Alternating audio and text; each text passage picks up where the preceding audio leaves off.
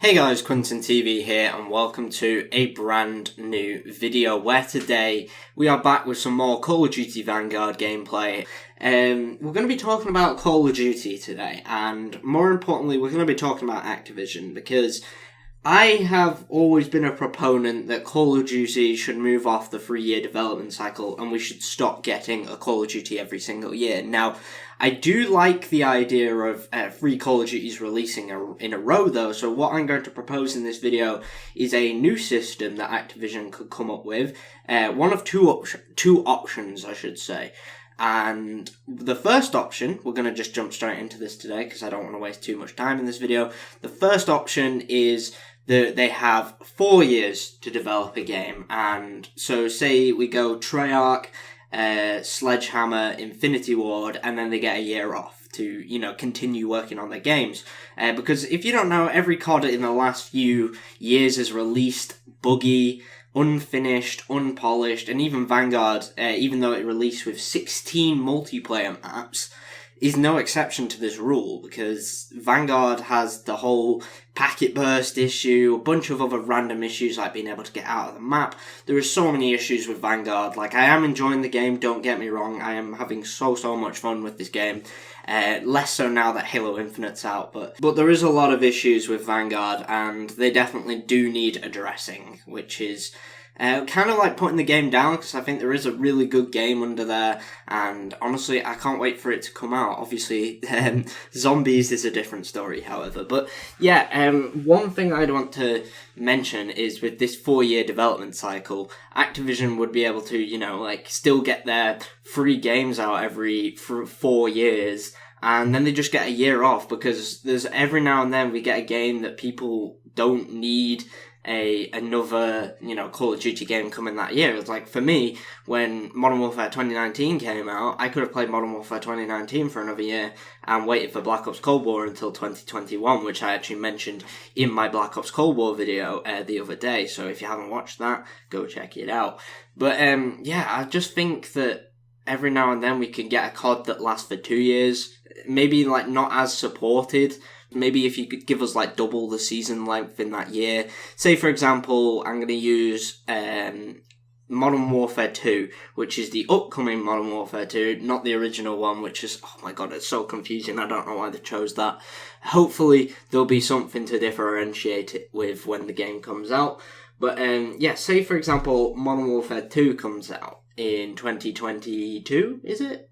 I'm 90% sure that's when it's coming out. Yeah, next year. So say Modern Warfare 2 comes out, and we get its original 6 seasons per se, and that takes us up to when Treyarch's new game would launch. And instead of Treyarch launching the game in November or October that year, they do it October or November the next year.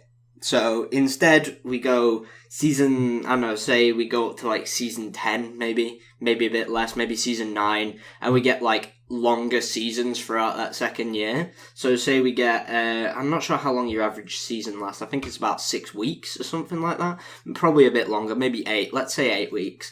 But say you get 16 weeks, a bit like what the Master Chief Collection does.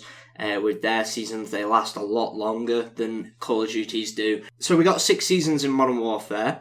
So we got 5 seasons in Black Ops Cold War, I believe. There might have been 6, I'm not too sure. And then say we get 6 seasons for Vanguard, because the pre-season is over in 14 days as I'm recording this. But yeah, so we've got our 6 seasons for those games. But then when Modern Warfare 2 comes out, say we get our 6 seasons, and then they announce, okay, there's not going to be a Call of Duty this year, but we're going to add loads of maps to Modern Warfare 2 that you guys can all play through, few new guns, and basically just give us a mini content pack, not obviously that you can download off the stores, one that we just get for free.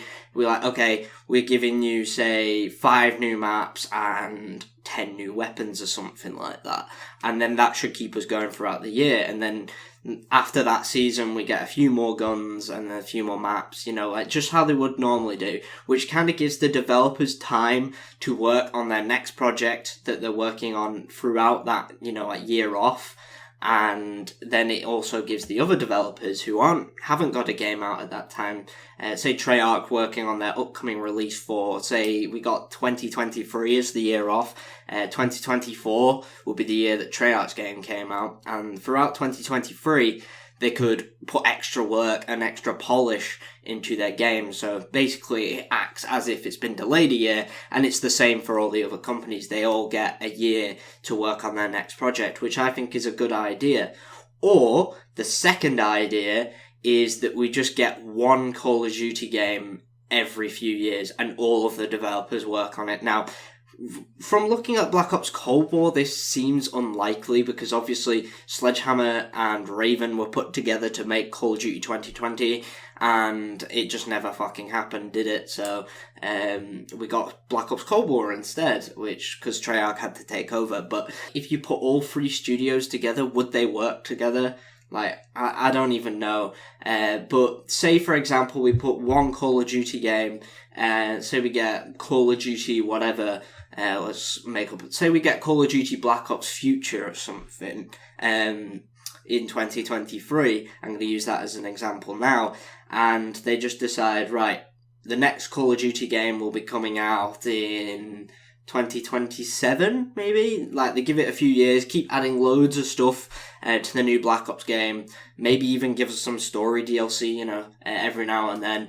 But then, in 2027, when that comes out, we give Sledgehammer another go. It's like the lead developer, and every few years it rotates as the lead developer while the other two help, basically. So yeah, those are pretty much my ideas. However, there is something going on that can prevent this at the moment, and that is the way Activision likes to make lots of money every single year.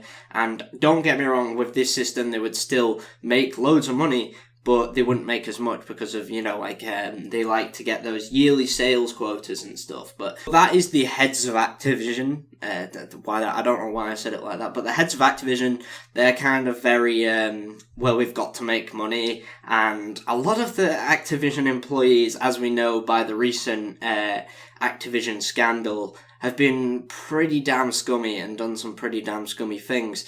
Like the CEO, Bobby Kilbeck or something, I think that's his name. One sec, let me just check that. Bobby Kotick.